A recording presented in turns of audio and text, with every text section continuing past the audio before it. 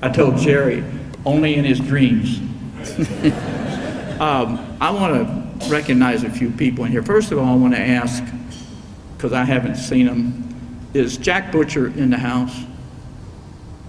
Jack said he was coming, and I don't think I've seen Jim Jones because Jim was questionable.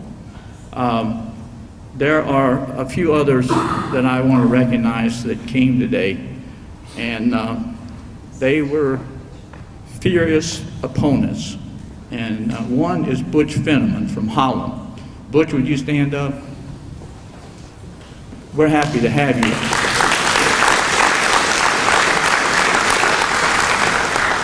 Butch battled Ireland for 3 years, and then Butch and I were roommates at Austin Peay.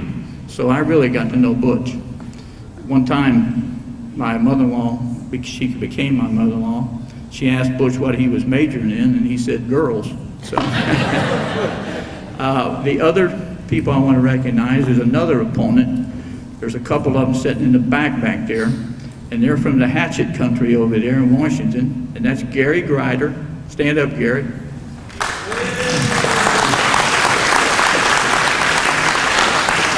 And Jim Warner.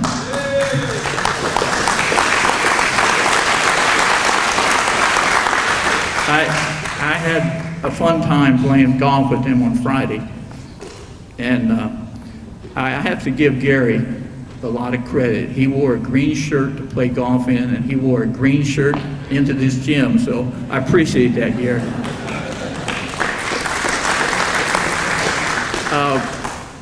Some other people I want to recognize that are here, and that's Coach Gill's two children that you saw in the video. They were about yay big, and that's Ellen, would you stand up? And Joe.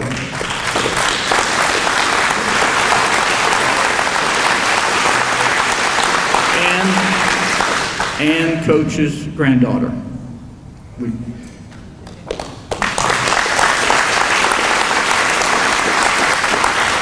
And I don't know how many team members are here. With the group that was the clan back at the time, the players, managers, the statisticians, would you all stand up?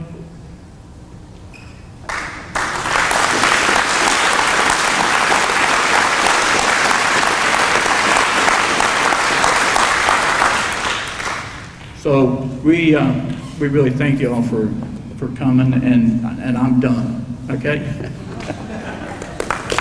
Dave Small, folks. Thank you, David.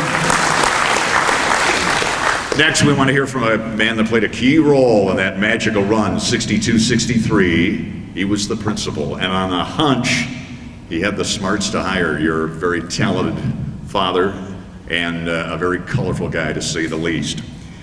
Jim graduated from Dale High School in 1948. He went on and was a star in football for Evansville College, but he always was also was a fine educator and coach. He would teach 3 sports, both at Tell City and Washington high schools, before coming here to be principal in 1961. And that's when he made the switch that put this wonderful town on the map in basketball. He hired Pete Gill, and as they say, the rest is history. I'll let him tell you more. He now resides in Christmas Lake Village with his wonderful wife Betty and their beloved son Eric, a great fan of the Spuds. Would you please welcome Mr. Jim Roos.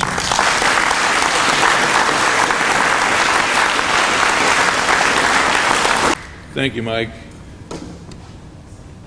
I might get emotional through all this because I want to thank the people in Ireland for giving me the opportunity to be their principal. This is a unique town. We have a lot of fond memories from those years. They took a chance on me too, I'll tell you that, because I had never been a principal before. Had good experience at Tell City and at Washington prior to coming here, but there's no town like Ireland.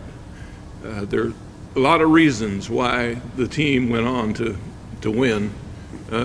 If there ever was a deserving bunch of boys, this is one, because they really worked hard.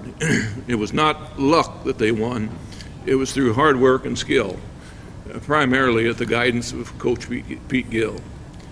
Pete was an unusual person, and I want to thank the parents of these boys, the teammates, that they put up with a lot also, because I'm sure there were times when the boys came home at night and says, this guy doesn't know what he's doing because he's doing things that not even pertaining to basketball, but Pete knew what he was doing. He made sure that they were in condition before they even grabbed a hold of a ball, whether it be baseball or basketball. And it all turned out great, as you know. But there were a lot of other people involved. Junie Wiggin, for instance. Junie, you're here someplace. Where are you? Would you stand? He was our athletic business manager. There he is. We had a lot of problems having enough tickets to go around, and Junie took care of this and did a great job, and also had a good teaching staff in the school. We didn't have the facilities then that they have now around here. This is a beautiful school, and Ireland can be proud of it too. I understand that one of the biggest problems they've got now is that everybody wants to come to Ireland to the grade school, and they're overcrowded, but I can see why. I met the principal the other day, and he's an outstanding person too. So again, I want to thank all of you for having the opportunity, and it certainly has given us a lot of good memories over the years, and we try to come back to Ireland at least once a month. Thank you. Thank you, Jim.